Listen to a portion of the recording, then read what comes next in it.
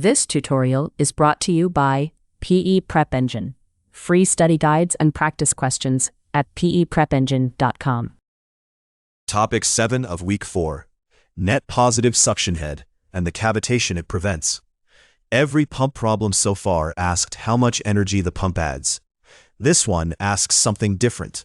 Is there enough pressure at the inlet to keep the liquid from boiling before the impeller? Answer wrong, and the pump cavitates, erodes, and fails. One discipline runs through it. Work in absolute pressure, never gauge. What cavitation is? As liquid accelerates into the pump suction, its local pressure drops. If it falls below the vapor pressure, the liquid flashes to vapor at the inlet. It boils without being heated. Those bubbles sweep into the higher pressure impeller passages and collapse violently, hammering and pitting the metal. The pump rattles like it's pumping gravel, and head and flow fall off as vapor chokes the passages. NPSH is the bookkeeping for whether the inlet has enough margin to stop this. And vapor pressure rises steeply with temperature, so hot liquids are the classic cavitation setup. The available margin, the part the system provides, NPSH available, is a property of the piping system, the absolute pressure head at the suction flange above the vapor pressure. Term by term, atmospheric pressure head on the supply surface, minus the vapor pressure head, the boiling threshold, plus the elevation of the surface above the pump, positive when the pump sits below a flooded suction, minus the suction line losses. Everything set by the layout in the fluid, the pump doesn't appear. Watch the sign on elevation. Flooded suction helps, a lift hurts. The suction side as a picture. Red from supply surface down to the pump inlet. Atmosphere pushes down on the open tank. The atmospheric pressure head, absolute. The dashed line at the bottom is the vapor pressure floor, the boiling line. The green dimension is the elevation from surface to pump center line. And along the pipe we lose head to friction. Add the atmospheric head, subtract the vapor floor. Add elevation, subtract friction, and what survives at the flange is the available margin. The required margin, the part the pump demands, NPSH required, is a property of the pump, not the system. The minimum suction head margin it needs to keep the liquid from flashing around the impeller eye. The manufacturer measures it and publishes a curve, and it rises with flow. The faster the liquid moves, the lower its local pressure dips. Read it off the pump curve at your operating flow. The clean split, available is what your plumbing supplies, required is what the pump consumes. And because required grows with flow, a pump can run happily at low flow, yet cavitate when you open it up. The criterion: cavitation free only when supply beats demand, available at least required. But meeting it exactly is too tight. Transients, fouling, and warm days eat the margin. So design adds a cushion. Typically available at least 1.2 times required, a 20% margin. Some critical services use a fixed margin in feet. If the inequality fails, the pump cavitates and you redesign the suction side. On the exam, does the pump cavitate? Compute available, read required off the curve, compare and apply any stated margin before answering. If a design predicts cavitation, raise available by attacking the terms. 1. Lower the pump, making elevation more positive, a flooded suction. 2. Reduce suction losses with a bigger pipe, fewer fittings, a shorter run. 3. Pressurize the supply tank above 1 atmosphere. 4. Cool the liquid, dropping vapor pressure and widening the gap. 5. Attack the required side, slowing the pump or choosing a low required impeller. The first 4 lift available, the 5th lowers required. The highest leverage fix is geometry. Lowering the pump buys head 1 for 1. And never throttle the suction line, that adds loss and makes cavitation worse. The variable table, and both pressure rows must be absolute. Atmospheric pressure, set by site altitude. Vapor pressure, from a water table at the operating temperature, climbing fast as the liquid warms.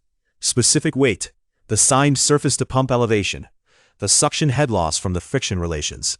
And the required value off the pump curve. 2 cautions. At altitude, atmospheric pressure is lower, so available shrinks. And always pull vapor pressure at the actual temperature, since a room temperature value for hot water badly overstates the margin. Worked problem. A pump draws 80-degree water from an open tank, sitting above the surface, a suction lift. with friction in the suction line. The numbers all is head of water. Atmospheric pressure at sea level, about 33.9 feet. Vapor pressure of 80-degree water, about 1.2. Elevation, -8 for the lift. Friction loss, 3 feet. Required value off the curve, 18 feet. Compute available and decide whether the pump cavitates using the 1.2 times design margin. Plug in, keeping every pressure absolute and elevation signed. Atmospheric minus vapor is 32.7 feet. Subtract 8 for the lift and 3 for friction, and available is 21.7 feet. The design margin, 1.2 times 18, is 21.6. Available is just barely above, so the pump clears the 20% margin, cavitation-free, but with almost nothing to spare. And here's the trap that decides the problem. Use gauge pressure at the surface, 0 instead of 33.9, and available comes out about 34 feet too low, wildly negative, and you'd condemn a perfectly good pump. The calculation lives or dies on absolute pressures. Now watch how fragile that margin is. The same pump and piping fail if the environment shifts, and two effects both shrink available. Altitude, at about 5,000 feet, atmospheric pressure head drops from 33.9 feet to roughly 28, pulling available down about 6 feet, below the threshold. Cavitation.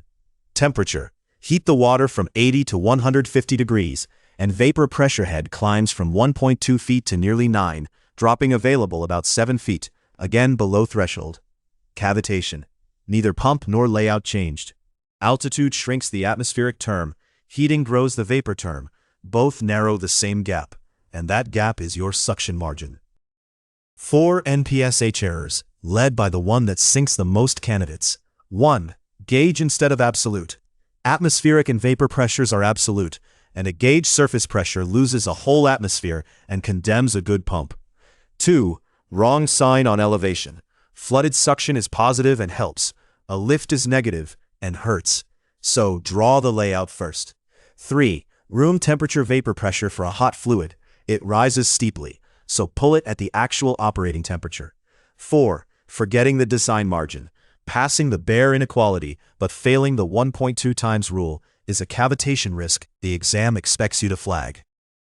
Bookmark the pages. The pump characteristics, where the available equation and the criterion live. Every pressure absolute. The design margin sits there too. The head loss section, which feeds the suction-friction term. Properties of water versus temperature, where you read vapor pressure at your operating temperature. And physical properties of fluids, for the specific weight you need in the head conversions. Those pages cover every NPSH problem you'll see. You can now protect the pump's inlet. You build available from absolute pressures, atmospheric minus vapor over specific weight, plus elevation minus suction friction. Compare it against required with a design margin, and you know the 5 levers that reopen it when altitude or hot fluid eats the margin.